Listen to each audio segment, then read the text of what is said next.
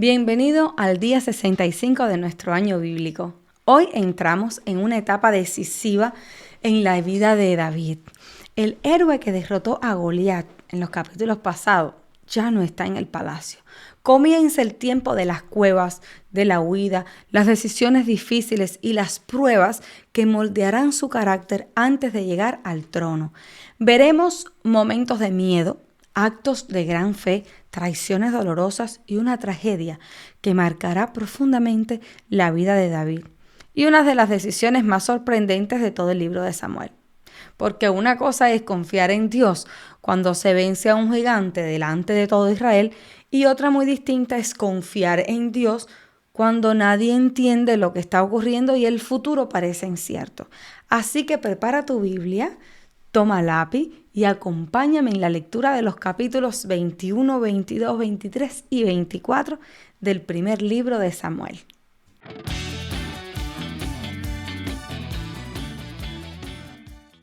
Si aún no te has suscrito al canal, este es el momento de hacerlo. También te invito a visitar la página web de Biblia Abierta 365. Allí vas a encontrar nuestras notas de estudio, artículos bíblicos, acceso al grupo de Telegram, muy importante, te lo aconsejo, y las demás redes sociales. Todos los recursos del proyecto reunidos en un solo lugar. Ahora sí, vamos a comenzar. Señor, te damos gracias por este momento, gracias por la oportunidad que nos das de abrir tu palabra, de conectarnos contigo, de escuchar tus consejos, de vernos reflejados en la historia, de aprender y de tomar las enseñanzas para aplicarlas hoy en nuestra vida. Abre nuestro entendimiento, Señor.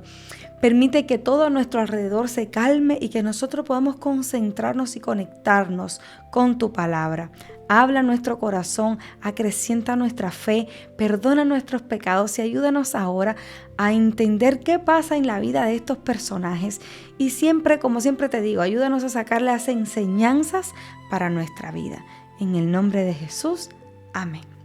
Sin más, vamos a comenzar con el capítulo 21. Vino David a Nob, al sacerdote Ahimelech, y se sorprendió a Ahimelech de su encuentro y le dijo: ¿Cómo vienes tú solo y nadie contigo? Y respondió David al sacerdote Ahimelech: El rey me encomendó un asunto y me dijo: nadie sepa cosa alguna del asunto que te envío y lo que te he encomendado. Y yo les señalé a los criados en cierto lugar. Ahora pues, ¿qué tienes a mano? Dame 5 panes o lo que tengas. El sacerdote respondió a David y dijo: No tengo pan común a la mano, solamente tengo pan sagrado, pero lo daré si los criados se han guardado a lo menos de mujeres. Y David respondió al sacerdote y le dijo: En verdad las mujeres han estado lejos de nosotros ayer y anteayer. Cuando yo salí, ya los vasos de los jóvenes eran santos, aunque el viaje es profano. ¿Cuánto más no serán santos hoy sus vasos?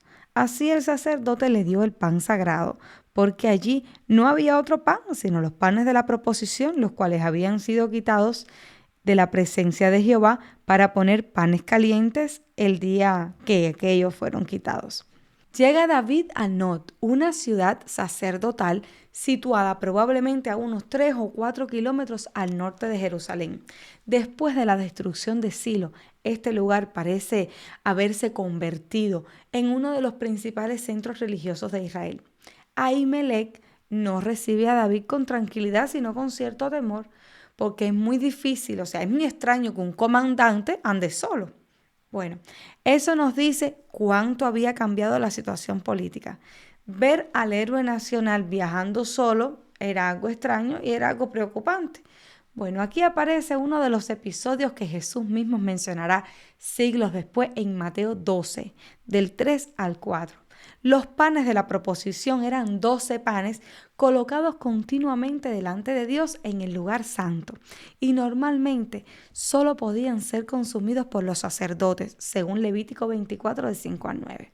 Sin embargo, en una situación de necesidad, Ahimelech entiende que preservar la vida humana es más importante que una aplicación rígida de la ceremonia. Más adelante Jesús utilizará este mismo episodio para enseñar que Dios nunca estableció las ceremonias religiosas por encima de la misericordia. También vale la pena observar algo más. David está comenzando un periodo de su vida donde el miedo aparece con frecuencia. El hombre que enfrentó a Goliat ahora está huyendo, tomando decisiones apresuradas y ocultando información. La Biblia no esconde las debilidades de sus héroes. Eso es precisamente lo que la hace tan honesta. Y eso es precisamente lo que nos ayuda a nosotros a reflejarnos en las matices y en las sombras, en las luces y sombras de los personajes y aprender de sus errores y refugiarnos en sus virtudes y en la misericordia que Dios tuvo con cada uno de ellos. Y estaba allí aquel día detenido delante de Jehová uno de los siervos de Saúl, cuyo nombre era Doeg, edomita, el principal de los pastores de Saúl. Y David dijo a Ahimelech: ¿no tienes aquí a mano lanza o espada? Porque no tomé en mi mano mi espada ni mis armas, por cuanto la orden del rey era apremiante. Y el sacerdote respondió: la espada de Goliat el filisteo, al que tú venciste en el valle de Ela, está aquí envuelta en un velo detrás del éfod. Si quieres tomarla, tómala, porque aquí no hay otra sino esa. Y dijo David: ninguna como esa, dámela. Aquí aparece un personaje que parece secundario, pero que pronto tendrá un papel terrible en la historia: Doeg, el edomita. Los edomitas descendían de Esaú, hermano de Jacob. Que un extranjero ocupe una posición importante dentro de la administración de Saúl ya es un detalle interesante. Mientras algunos israelitas muestran temor de hacer ciertas cosas, Doeg demostrará cierta disposición a estar dispuesto a hacer cosas que va a llegar muy lejos y que para otros israelitas sería pecado y sería mal visto. También reaparece la espada de Goliat. Esto tiene realmente un simbolismo interesante. La mayor victoria de David está literalmente colgada detrás del éfod sacerdotal. Aquella espada era un recordatorio físico de la fidelidad de Dios en el pasado. Hay una lección muy práctica aquí. Cuando nosotros enfrentamos nuevas pruebas, solemos olvidar rápidamente las victorias anteriores. David tiene delante de sí la evidencia de que Dios ya lo había librado de situaciones imposibles. Y sin embargo, el miedo sigue luchando dentro de él. Algo parecido nos ocurre muchas veces a nosotros también. Se nos olvida cuánto Dios nos ayudó en el pasado y avanzamos con miedo en el presente. Así que traerle esa espada a David era como decirle: recuerda, no te olvides que el mismo Dios que estuvo contigo enfrentando a Goliat también estará contigo darte la victoria ante esta situación. Y levantándose David aquel día, huyó de la presencia de Saúl y se fue a Aquis, rey de Gat. Y los siervos de Aquis le dijeron: ¿no es este David el rey de la tierra? ¿No es este de quien cantaban en las danzas diciendo: hirió Saúl a miles y David a sus 10,000? Y David puso en su corazón estas palabras y tuvo gran temor de Aquis, rey de Gat, y cambió su manera de comportarse delante de ellos y se fingió loco entre ellos y escribía en las portadas de las puertas y dejaba correr la saliva por su barba. Y dijo Aquis a sus siervos: he aquí, ¿veis que este hombre es demente? ¿Por qué lo habéis traído a mí? ¿Acaso me faltan locos para que hayáis traído a este que hiciese de loco delante de mí? ¿Habría de entrar este en mi casa? Quizás esta sea una de las decisiones más sorprendentes de toda la vida de David. David huye precisamente a Gat. Gat era la ciudad de Goliat. Es como si alguien buscara refugio en el último lugar donde debía ser reconocido. Algunos estudiosos bíblicos sugieren que David pensó que Saúl jamás lo buscaría entre los filisteos. Otros creen que simplemente estaba desesperado y buscando cualquier lugar donde sobrevivir. Pero el plan fracasa rápidamente. Los siervos de Aquis reconocen inmediatamente quién es. La famosa canción que escucharon en el capítulo 18 vuelve a reaparecer: Saúl hirió a miles y David a sus 10,000. La fama que antes le había dado prestigio ahora pone en peligro su vida. Aquí encontramos otro aspecto muy humano de David. El texto dice claramente que tuvo miedo. No miedo ante un gigante armado, miedo ante las consecuencias de sus circunstancias. A veces nosotros admiramos tanto a los héroes bíblicos que olvidamos que también atravesaron momentos de temor, de incertidumbre, de confusión. Finalmente David finge locura para salvar su vida. Los comentaristas bíblicos debaten si esta fue una estrategia sabia o una muestra de desesperación. El texto no emite un juicio explícito. Lo que sí muestra es que Dios continúa preservando a David incluso cuando David no siempre toma las mejores decisiones. Y esa será una constante durante estos años de exilio. La fidelidad de Dios será mayor que la perfección de David. Y eso lo vamos a ir viendo a medida que leamos sus decisiones. Antes de pasar al capítulo 22, quiero decirles que este capítulo marca el comienzo oficial de los años de fugitivo de David. Atrás quedaron los días del triunfo sobre Goliat, los cantos de victoria y la vida de la corte, en la corte como en el palacio. Ahora comienzan las cuevas, las huidas, las pruebas, y una de las lecciones más importantes es que la fe no significa ausencia de miedo. David tuvo miedo. La diferencia es que Dios no abandonó a David en medio de ese miedo. Muchas veces el Señor sigue obrando en nuestra vida aún cuando nuestra fe no es perfecta, no es madura, no es grande, no es suficiente. Nuestras decisiones no son las mejores y todavía estamos aprendiendo a confiar plenamente en Él. Aún así, Dios sigue obrando en nosotros y Dios sigue cuidándonos. Yéndose luego David de allí, huyó a la cueva de Adulam. Y cuando sus hermanos y toda la casa de su padre lo supieron, vinieron allí a él y se juntaron con él todos los afligidos, todos los que estaban endeudados y todos los que se hallaban en amargura de espíritu. Y fue hecho jefe de ellos y tuvo consigo como 400 hombres. Y se fue David de allí a Mizpa de Moab y dijo al rey de Moab: yo te ruego que mi padre y mi madre estén con vosotros hasta que sepa lo que Dios hará de mí. Los trajo pues a la presencia del rey de Moab y habitaron con él todo el tiempo que David estuvo en el lugar fuerte. Pero el profeta Gad dijo a David: no estés en este lugar fuerte, anda y vete a tierra de Judá. Y David se fue y vino al bosque de Aret. La cueva de Adulam se encuentra aproximadamente a unos 25 kilómetros al suroeste de Belén, en una región llena de cuevas naturales que todavía existe hoy. Lo interesante es quienes llegan a reunirse con David. No son generales famosos, ni nobles influyentes, ni líderes religiosos. Son afligidos, endeudados y amargados de espíritu. Humanamente hablando, parece lo peor. El peor punto de partida para construir un reino. Todos los que estaban desahuciados ahí se unieron a otro más que estaba pasando por un mal momento. Sin embargo, Dios tiene la costumbre de trabajar con personas que otros descartan. Algo parecido veremos siglos después cuando Jesús forma un grupo de discípulos con pescadores, cobradores de impuestos, personas comunes en lugar de la élite religiosa de Jerusalén. También aparece una conexión interesante con el libro de Ruth. David lleva a sus padres a Moab buscando protección. ¿Por qué precisamente Moab? Bueno, tal vez porque su bisabuela Ruth era moabita. Es uno de esos pequeños detalles genealógicos que muestran cómo Dios había estado preparando la historia mucho antes del nacimiento de David. Y aquí aparece por primera vez el profeta Gad.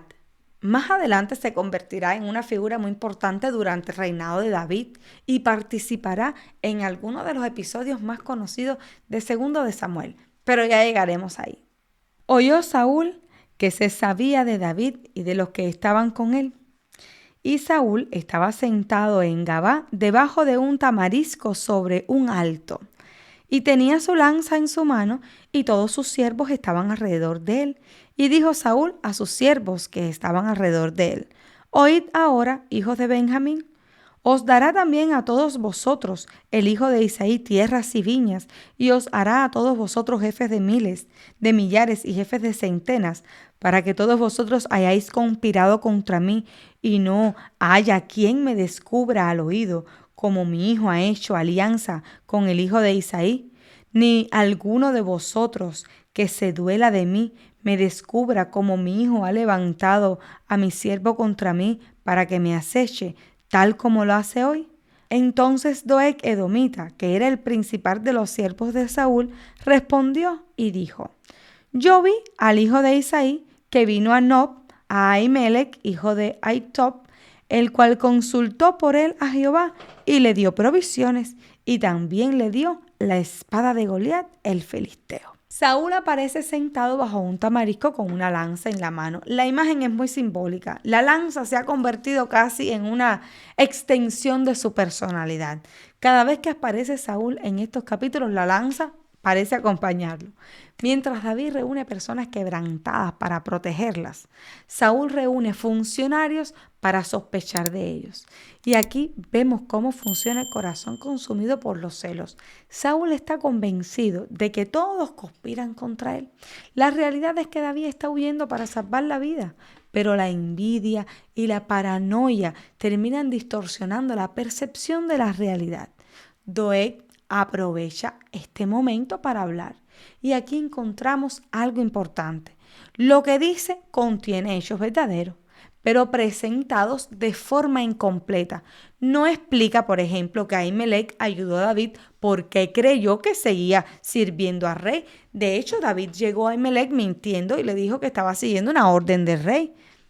Así que Doeg dijo más o menos las cosas, pero no las dijo completas. A veces una media verdad puede ser tan destructiva como una mentira completa. Y vamos a ver qué pasa por lo que él acaba de hacer. Y el rey envió por el sacerdote Ahimelech, hijo de Ahitob, y por toda la casa de su padre, los sacerdotes que estaban en Nob, y todos vinieron al rey. Y Saúl le dijo: Oye ahora, hijo de Ahitob. Y él dijo: Heme aquí, señor mío.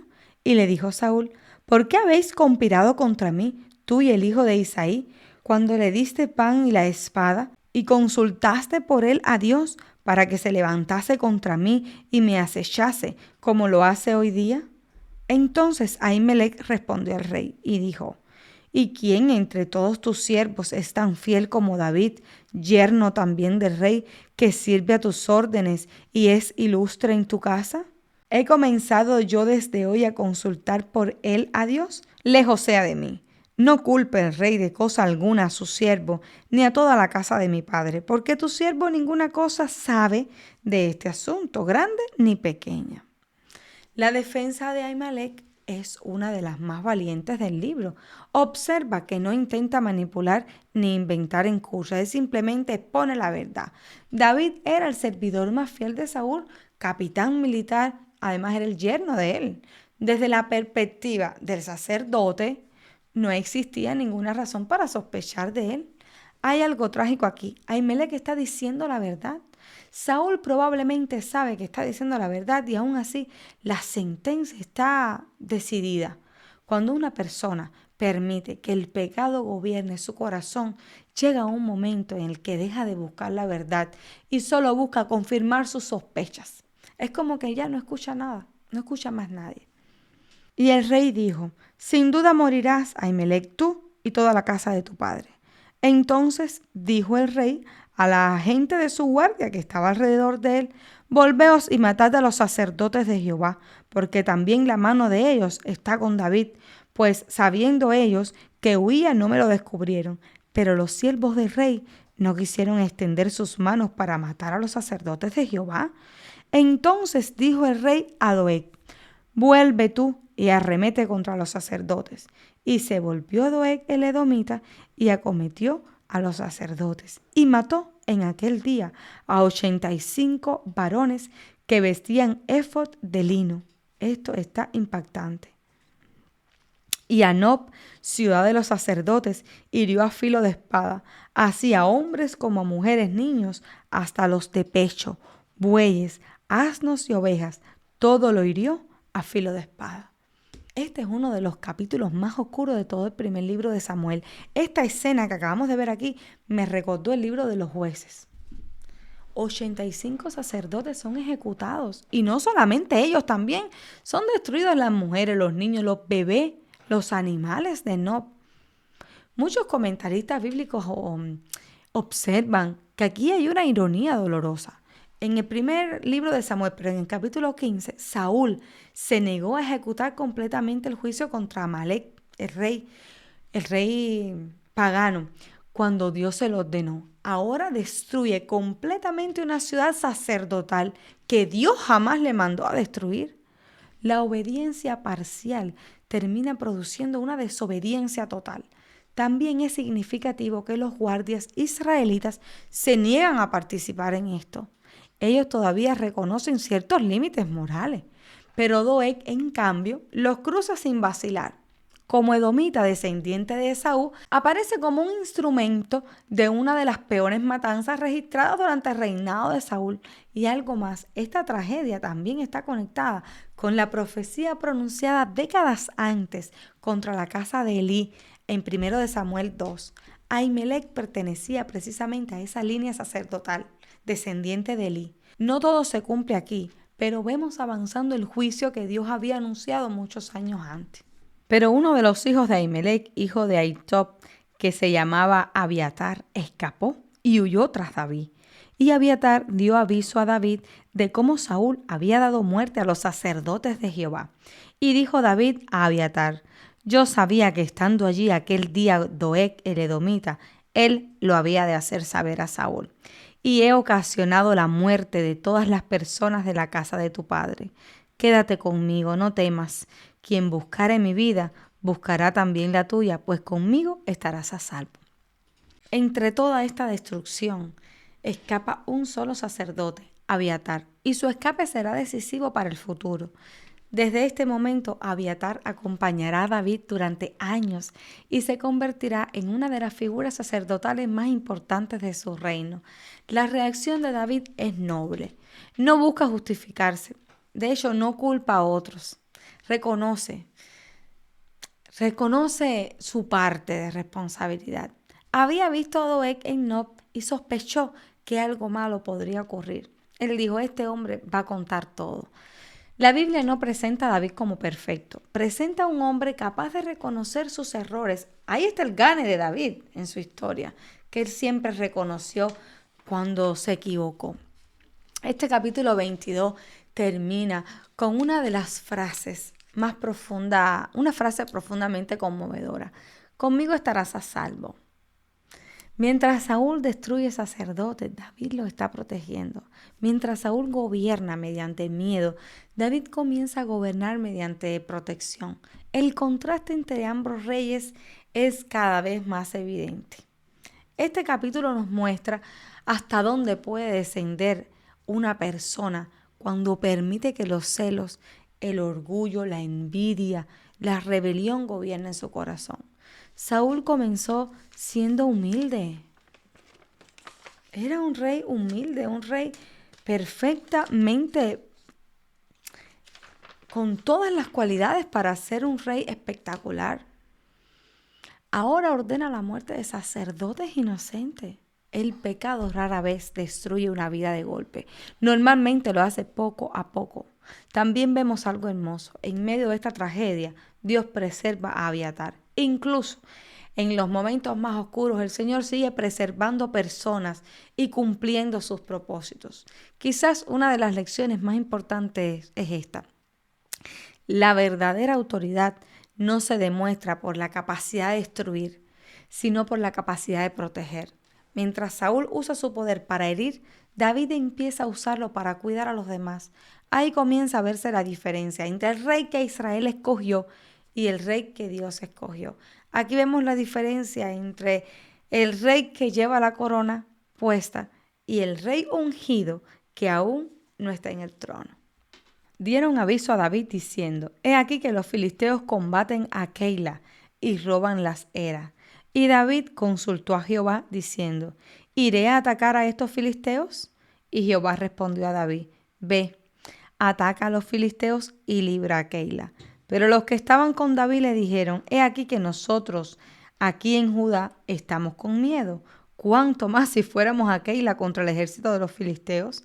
Entonces David volvió a consultar a Jehová, y Jehová le respondió y dijo: levántate, desciende a Keila, pues yo entregaré en tus manos a los filisteos.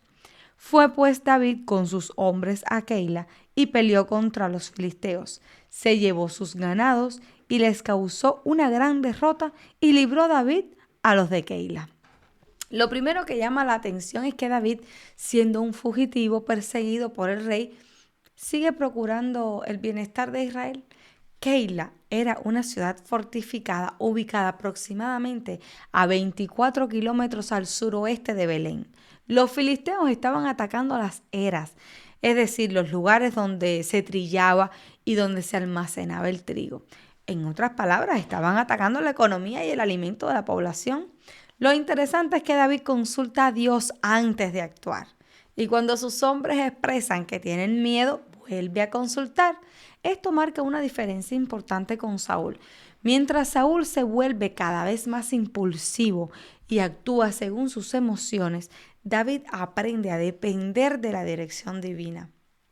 También aparece Abiatar llevando el éfod. Esto será fundamental en varios episodios futuros porque permite consultar la voluntad de Dios mediante los medios sacerdotales establecidos en Israel. Y aconteció que cuando Abiatar, hijo de Amelec, huyó siguiendo a David a Keila, descendió con el éfod en su mano. Y fue dado aviso a Saúl que David había venido a Keila. Entonces dijo Saúl: Dios lo ha entregado en mi mano, pues se ha encerrado entrando en ciudad con puertas y cerraduras. Miren esto. Y convocó Saúl a todo el pueblo a la batalla para descender a Keila y poner sitio a David y a sus hombres. Mas entendiendo David que Saúl ideaba el mal contra él, dijo a Abiatar sacerdote: trae el éfod. Y dijo David: Jehová, Dios de Israel, tu siervo, tiene entendido que Saúl trata de venir contra Keila a destruir la ciudad por causa mía. ¿Me entregarán los vecinos de Keila en sus manos? ¿Descenderá Saúl como ha oído tu siervo? Jehová, Dios de Israel, te ruego que le declares a tu siervo. Y Jehová dijo: sí, descenderá. Dijo luego David: ¿me entregarán los vecinos de Keila a mí y a mis hombres en manos de Saúl? Jehová respondió: os entregarán. David entonces se levantó con sus hombres, que eran como 600, y salieron de Keila y anduvieron de un lugar a otro. Y vino a Saúl la nueva de que David se había escapado de Keila y desistió de salir. Y David se quedó en el desierto en lugares fuertes y habitaba en un monte en el desierto de Zif, y lo buscaba Saúl todos los días, pero Dios no lo entregó en sus manos. Aquí encontramos una de las enseñanzas teológicas más interesantes de todo el libro. Dios revela a David que los habitantes de Keila lo entregarían a Saúl si permanecía ahí. Sin embargo, David se marcha y eso nunca llega a suceder. Es un pasaje fascinante porque muestra que Dios reconoce no solamente lo que ocurrirá, sino que también lo que habría ocurrido bajo circunstancias diferentes. La gratitud humana también aparece bajo una luz poco agradable aquí. David acaba de salvar la ciudad de Keila, pero cuando llega el peligro, los habitantes están dispuestos a entregarlo en manos de Saúl. La Biblia es muy realista respecto a la naturaleza humana. No siempre quienes reciben ayuda responden con lealtad. Y observa otro detalle aquí importante. David ya tiene unos 600 hombres. La pequeña banda de refugiados de Adulam está creciendo y se está convirtiendo poco a poco en una fuerza importante. 600 hombres es un batallón grande. Viendo pues David que Saúl había salido en busca de su vida, se detuvo en Ores, en el desierto de Zif. Entonces se levantó Jonatán, hijo de Saúl, y vino a David a Ores, y fortaleció su mano en Dios, y le dijo: no temas, pues no te hallará la mano de Saúl mi padre, y tú reinarás sobre Israel, y yo seré segundo después de ti, y aún Saúl mi padre así lo sabe. Y ambos hicieron pacto delante de Jehová, y David se quedó en Ores, y Jonatán se volvió a su casa. Llegamos a uno de los encuentros más hermosos entre David y Jonatán. Probablemente este sea el último encuentro registrado entre ambos amigos. Fíjate en algo que sucede. Bueno, que suele pasar desapercibido. Jonatán no le lleva soldados, no le lleva provisiones, no le lleva dinero. El texto dice que fortaleció su mano en Dios. Esa expresión significa que lo animó espiritualmente, que le recordó las promesas divinas, que le ayudó a renovar su confianza en el Señor. Es una lección preciosa para nosotros. A veces pensamos que ayudar a alguien consiste únicamente en resolver sus problemas materiales. Jonatán entiende que la necesidad más profunda de David en este momento es espiritual. Además, Jonatán vuelve a reconocer algo extraordinario. Sabe que David será rey. Sabe que él perderá el trono. Y aún así se alegra por el plan de Dios. Pocas personas en toda la Biblia muestran esa ausencia de celos tan impresionante. Después subieron los de Zif para decirle a Saúl en Gabá: ¿no está David escondido en nuestra tierra, en las peñas de Ores, en el collado de Aquila, que está al sur del desierto? Por tanto, rey, desciende pronto ahora conforme a tu deseo, y nosotros lo entregaremos en la mano del rey. Y Saúl dijo: bendito seáis vosotros de Jehová, que habéis tenido compasión de mí. Id pues ahora, aseguraos más, y conoced y ved el lugar de su escondite. Y quien lo haya visto allí, porque me han dicho que él es astuto en gran manera, observad pues e informaros de todos los escondrijos a donde se oculta, y volved a mí con información segura, y yo iré con vosotros. Y si él estuviera en la tierra, yo le buscaré entre todos los millares de Judá. Y ellos se levantaron y se fueron a Zif delante de Saúl. Pero David y su gente estaban en el desierto de Mahor, en el Arabá, al sur del desierto. Aquí reaparecen los zifeos. Esto es particularmente doloroso porque Zif estaba en territorio de Judá, la propia tribu de David. No son filisteos, no son amalecitas, son compatriotas. Muchas veces las heridas más profundas no vienen de enemigos lejanos, sino de personas cercanas. Saúl incluso bendice a los zifeos en nombre de Dios mientras persigue al hombre que Dios ha escogido. Es una advertencia importante. Utilizar lenguaje religioso no siempre significa estar actuando conforme a la voluntad de Dios. La espiritualidad auténtica se demuestra por la obediencia, no simplemente por las palabras. Y se fue Saúl con su gente a buscarlo, pero fue dado aviso a David y descendió a la peña y se quedó en el desierto de Maón. Cuando Saúl oyó esto, siguió a David al desierto de Maón, y Saúl iba por un lado del monte y David con sus hombres por el otro lado del monte. Y se daba prisa a David para escapar de Saúl, mas Saúl y sus hombres habían encerrado a David y a su gente para capturarlos. Entonces vino un mensajero a Saúl diciendo: ven luego, porque los filisteos han hecho una irrupción en el país. Volvió por tanto Saúl de perseguir a David y partió contra los filisteos. Por esta causa pusieron a aquel lugar por nombre Selahama-Jecot. Entonces David subió desde allí y habitó en los lugares fuertes de En-Gadi. La persecución llega aquí a uno de los momentos más dramáticos. David y Saúl están literalmente en lados opuestos de la misma montaña. Por un instante parece que todo ha terminado. La captura parece inevitable. Y entonces ocurre algo extraordinario. Un mensajero que salió ¿de dónde? De la nada, ¿no? Informa que los filisteos están atacando el país. No parece un ángel. No cae fuego del cielo. No ocurre un milagro espectacular. Dios utiliza una circunstancia política y militar completamente normal para salvar a David.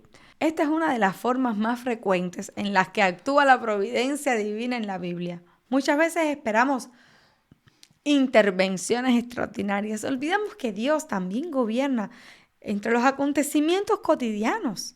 El lugar recibe el nombre de Selahama-Jecot. Significa aproximadamente algo como roca de las separaciones o roca de la división, porque allí Dios separó a David de las manos de Saúl. Este capítulo 23 termina en En-Gadi. Es uno de los oasis más hermosos del desierto de Judá, famoso por sus manantiales y sus enormes cuevas naturales. Precisamente allí ocurrirá uno de los episodios más memorables del siguiente capítulo. Este capítulo nos enseña que la protección de Dios no siempre significa ausencia de peligro. David sigue siendo perseguido, sigue escondiéndose, sigue viviendo como fugitivo, pero en cada etapa vemos la mano de Dios guiándolo, protegiéndolo y cumpliendo sus promesas. También aprendemos el valor de las amistades espirituales. Jonatán no podía cambiar las circunstancias de David, pero sí podía fortalecer su fe. Y a veces eso es exactamente lo que más necesita una persona. Finalmente vemos a Dios que usa detalles, un profeta, hasta una invasión filistea para cumplir sus propósitos. Nada escapa de su control. Cuando la situación parece cerrarse por todos lados, ahí el Señor todavía tiene caminos que nosotros ni siquiera alcanzamos a imaginar. Cuando Saúl volvió a perseguir a los filisteos, le dieron aviso diciendo: «He aquí, David está en el desierto de En-Gadi». Y tomando Saúl 3,000 hombres escogidos de todo Israel, fue en busca de David y de sus hombres por las cumbres de los peñascos de las cabras monteses. Y cuando llegó a un redil de ovejas en el campo, donde había una cueva, entró Saúl en ella para cubrir sus pies. Y David y sus hombres estaban sentados en los rincones de la cueva. Entonces los hombres de David le dijeron: «He aquí el día que te dijo Jehová, he aquí que entrego a tu enemigo en tu mano, y harás con él como te pareciere». Y se levantó David, calladamente cortó la orilla del manto de Saúl. Después de esto, se turbó el corazón de David, porque había cortado la orilla del manto de Saúl. Y dijo a sus hombres: «Jehová me guarde de hacer tal cosa contra mi señor, el ungido de Jehová, que yo extienda mi mano contra él, porque es el ungido de Jehová». Así reprimió David a sus hombres con palabras, y no les permitió que se levantasen contra Saúl. Y Saúl, saliendo de la cueva, siguió su camino. Llegamos a uno de los momentos más importantes en la formación del carácter de David. Después de perseguirlo durante años, porque nosotros lo leemos rápido, pero aquí ya han pasado años en esta historia, Saúl entra exactamente a la misma cueva donde está David y sus hombres. Sus hombres están escondidos en un rincón. Increíble. Este lugar, En-Gadi, era una zona llena de cavernas naturales. Algunas son enormes y tienen multitudes de cámaras interiores. Humanamente parece una coincidencia increíble. Los hombres de David inmediatamente interpretan el acontecimiento como una señal divina. Dios te lo ha entregado. Pero aquí aparece una lección fundamental. No toda oportunidad abierta significa autorización de Dios. Muchas veces confundimos lo que podemos hacer con lo que debemos hacer. David entiende algo que sus hombres todavía no comprenden. Dios prometió darle el reino, pero nunca le autorizó a tomarlo mediante asesinato. También es interesante que David se siente culpable simplemente por cortar un trozo de pedazo del manto. En aquella cultura el manto representaba autoridad, posición y dignidad.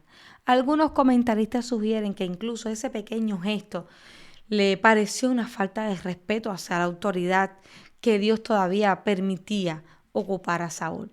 Aquí vemos una sensibilidad espiritual que contrasta fuertemente con la dureza del corazón que se ha desarrollado dentro de Saúl.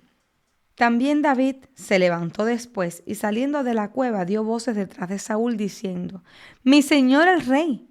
Y cuando Saúl miró hacia atrás, David inclinó su rostro a tierra e hizo reverencia. Y dijo David a Saúl: «¿Por qué oyes las palabras de los que te dicen: mira que David procura tu mal? He aquí, han visto hoy tus ojos cómo Jehová te ha puesto hoy en mis manos en la cueva, y me dijeron que te matase. Pero te perdoné, porque dije: no extenderé mi mano contra mi Señor, porque es el ungido de Jehová. Y mira, Padre mío, mira la orilla de tu manto en mi mano, porque yo corté la orilla de tu manto y no te maté. Conoce pues y ve que no hay en mí mal ni traición en mi mano, ni he pecado contra ti. Sin embargo, tú andas a casa de mi vida para quitármela. Juzgue Jehová entre tú y yo, y véngueme de ti Jehová, porque mi mano no será contra ti, como dice el proverbio de los antiguos, de los impíos saldrá la impiedad. Así que mi mano no será contra ti. ¿Tras quién ha salido el rey de Israel? ¿A quién persigues? ¿A un perro muerto? ¿A una pulga? Jehová pues será juez, y él juzgará entre tú y yo. Él vea y sustente mi causa, y me defienda de tu mano. Cuando David sale de la cueva, no aprovecha para humillar a Saúl delante de sus hombres y tampoco lo acusa con rabia. Más bien presenta evidencias, muestra el trozo del manto y deja que los hechos hablen. Una de las frases especialmente importantes de este discurso que él da aquí, que a mí se me parece mucho a los salmos, es: juzgue Jehová entre tú y yo. David está renunciando a la venganza personal y eso no era fácil. Estamos hablando del hombre que ha perdido su hogar, su esposa, su posición, su tranquilidad y que vive huyendo constantemente. Sin embargo, decide entregar el juicio a Dios. Aquí encontramos una conexión interesante con Romanos 12:19, donde Pablo escribe: mía es la venganza, yo pagaré, dice el Señor. Aunque Pablo escribe 1000 años después, está expresando exactamente el principio que David está aplicando aquí. También aparece el proverbio: de los impíos saldrá la impiedad. La idea es sencilla. Las acciones terminan revelando el verdadero carácter de una persona. David argumenta que si realmente fuera un traidor, ya había aprovechado la oportunidad y hubiese matado al rey. Y aconteció que cuando David acabó de decir estas palabras a Saúl, Saúl dijo: ¿no es esta la voz tuya, hijo mío, David? Y alzó Saúl su voz y lloró. Y dijo a David: más justo eres tú que yo, que me has pagado con bien, habiéndote yo pagado con mal. Tú has mostrado hoy que has hecho conmigo bien, pues no me has dado muerte, habiéndome entregado Jehová en tu mano. Porque ¿quién hallará a su enemigo y lo dejará ir sano y salvo? Jehová te pague con bien por lo que en este día has hecho conmigo. Y ahora, como yo entiendo que tú has de reinar y que el reino de Israel ha de ser en tu mano firme y estable, júrame pues ahora por Jehová que no destruirás mi descendencia después de mí, ni borrarás mi nombre de la casa de mi padre. Entonces David juró a Saúl y se fue Saúl a su casa, y David y sus hombres subieron al lugar fuerte. La reacción de Saúl es una de las escenas más complejas de todo el libro. Dice que llora. Reconoce que David es más justo, reconoce que Dios le dará el reino, reconoce que David le ha hecho bien mientras él le ha pagado mal. Todo lo que dice aquí es cierto. El problema es que el reconocimiento no produce transformación. Aquí aparece una diferencia importante entre remordimiento y arrepentimiento. El remordimiento siente dolor por las consecuencias. El arrepentimiento cambia de dirección. Saúl experimenta emociones internas, intensas, pero el problema de fondo permanece sin resolverse. Aquí hay como una tregua. También encontramos un dato histórico interesante. Saúl le pide a David que preserve su descendencia cuando él llegue al trono. En el Antiguo Oriente Próximo era común que una nueva dinastía eliminara a todos los descendientes de la familia anterior para evitar futuras reclamaciones al trono. David acepta y años más tarde cumplirá fielmente esa promesa cuando muestra misericordia a Mefiboset, hijo de Jonatán, en 2 de Samuel 2. Es hermoso ver que David no olvida los pactos hechos en momentos difíciles. Y hay otro detalle que suele pasar desapercibido. Este es el segundo gran reconocimiento público de Saúl acerca del futuro de David. Primero Samuel había anunciado que Dios había escogido a otro. Luego Jonatán lo entendió. Ahora el propio Saúl admite que David será rey. La evidencia se acumula, pero Saúl sigue resistiéndose al plan de Dios. Podía haber ocurrido dos cosas. David era el yerno de Saúl. Entendemos que tú vas a ser el rey. Cuando yo me muera, todo el mundo en paz, yo voy a seguir reinando, tú vas a ocupar mi lugar. Y de Saúl hubiese seguido vivo, hubiese seguido reinando muchos más años, en paz y aceptando la voluntad de Dios. En definitiva, el más perjudicado en todo caso era Jonatán y lo había aceptado. Pero no, prefirió la guerra y la guerra contra el ungido de Dios, la guerra contra la voluntad de Dios y al final, el final fue desastroso. Este capítulo 24 nos recuerda que el carácter se revela cuando tenemos poder sobre quienes nos han herido. Es relativamente fácil hablar del perdón cuando no tenemos la oportunidad de vengarnos. La verdadera prueba aparece cuando podríamos devolver el daño y decidimos no hacerlo. David tenía la oportunidad de terminar todos sus problemas de una sola vez. Sin embargo, prefirió esperar el tiempo de Dios antes de tomar atajos. Y quizás esa sea una de las grandes lecciones de este capítulo. Una promesa de Dios nunca necesita un pecado para cumplirse. Si Dios había prometido el reino a David, Dios mismo se encargaría de abrir el camino. Muchos piensan, de hecho yo tengo una nota por aquí, que ahora no sé, que David pensaría, uno, que le llegaría su hora normalmente a Saúl, que los filisteos lo matarían o que acontecería algo trágico, pero nunca pensó en él quitarle la vida. O sea, Dios le entregó el reino, Dios se lo daría. La fe no consiste solamente en creer que Dios cumplirá sus promesas, también consiste en esperar que esas promesas se cumplan a su manera y en su tiempo. Y así llegamos al final de una sección muy intensa en la vida de David. Si los capítulos anteriores nos mostraron al vencedor de Goliat, estos capítulos de hoy nos muestran algo aún más importante, al hombre que Dios estaba formando antes de sentarlo en un trono. Una de las lecciones más grandes de este día es que la fe no elimina automáticamente el miedo. David tuvo miedo, huyó, cometió errores en el camino, hubo momentos de incertidumbre y depresión. Sin embargo, Dios siguió guiándolo y corrigiéndolo en el camino. Esto es una gran esperanza para nosotros. El Señor no abandona a sus hijos porque todavía estén aprendiendo. También vimos el contraste cada vez más marcado entre David y Saúl. Mientras Saúl utiliza su autoridad para controlar, perseguir y destruir, vemos a David que aprende a proteger, a escuchar a Dios y a esperar el tiempo correcto para actuar. Ambos tienen oportunidades para tomar decisiones, pero sus corazones están caminando en direcciones muy diferentes. Otra enseñanza importante aparece en el capítulo 24. Una promesa de Dios nunca necesita, como les dije antes, un pecado para cumplirse. Dios pudo haber tomado el reino por la fuerza aquella noche en la cueva, pero decidió esperar la manera y el momento de Dios. Muchas veces nosotros somos tentados a tomar atajos cuando las promesas parecen demorarse.